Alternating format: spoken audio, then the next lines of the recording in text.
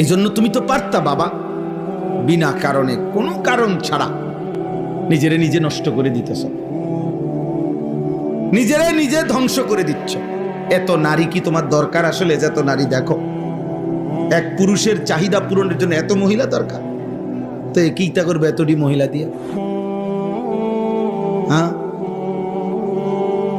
বলো ভাই, একটি পর উপযুক্ত বয়সে আল্লাহই তো কুদরতি ভাবে, আল্লাহ তাআলাই তো হালাল পবিত্র স্ত্রী এই পৃথিবীতে আদম এবং হাওয়া, সেই প্রথম মানুষ আদমের কাছে যেমন আল্লাহ নিজে তার স্ত্রীকে পৌঁছাইছেন, কিয়ামত পর্যন্ত যুগ যুগ ধরে আমাদের পূর্বপুরুষ থেকে হালাল বিবাহের বন্ধন চলে আসতেছে।